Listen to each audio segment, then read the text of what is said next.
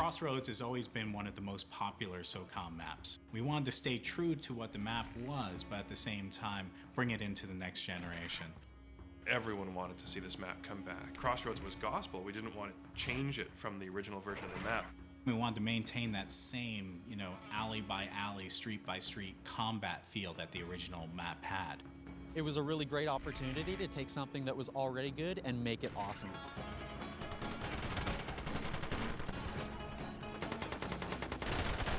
We took the basic layout of Crossroads and the theme, and we really expanded upon that. It's about 3 times larger than the original Crossroads. The first thing you notice is scale.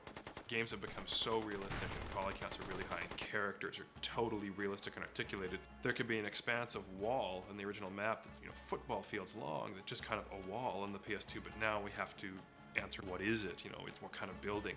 Huge amounts of detail. The biggest challenge with Crossroads is adding a lot of PS3 quality to it. Up-resing the textures, up-resing the modeling, adding a lot more details and elements to it. So this is the seal spawn.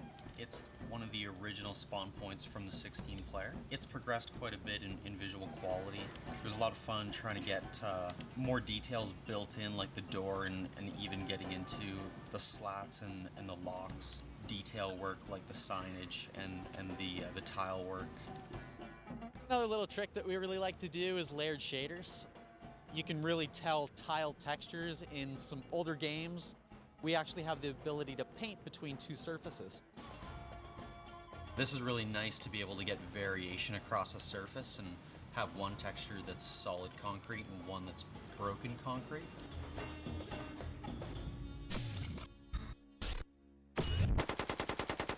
Our major objective was to create these big 32 area portions outside of the classic 16 portions. We started with the 16 player, which was basically from the square that you would see that I'm circling around here.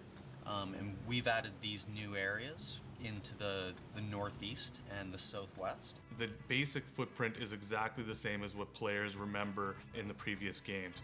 Some of the changes will be some doorways are in different locations, some slight changes to heights of certain environmental structures. The big landmark is the tower in the center, and at Crossroads 32 there are now 3 towers, and they form sort of an axis right across the map. We were actually fortunate as Crossroads actually had 2 major roadways that were just physically blocked off and didn't go anywhere. We were able to, of course, expand on it from that location. And these towers form this line across the map where you can always tell where you are based on the towers. And they are these huge overwatch positions where you can snipe. But what's really nice about the way that Crossroads 32 sort of expanded is that there's almost 2 layers to the gameplay. You can be down on the streets, running to a breach point, running to grab the bomb, and above you there's a second layer of chaos going on. There's rooftop battles raging and snipers cracking off, but it splits out in a really balanced way.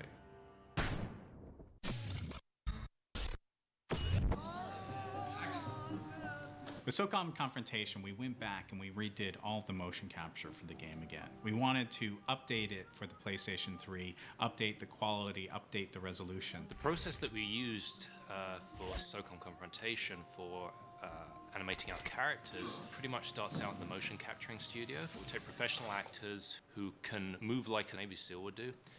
We capture their movement, which then goes to our animation artists, who take those, they clean them up by hand, and then blend them together to create longer animated segments actually in the game.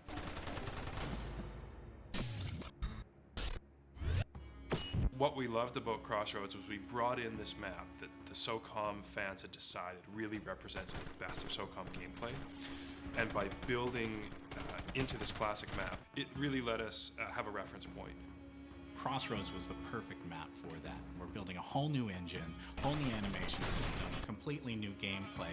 But using Crossroads, we were able to look at how it felt and played on SOCOM 2, and we're able to stay true to that feeling as we were working on Confrontation.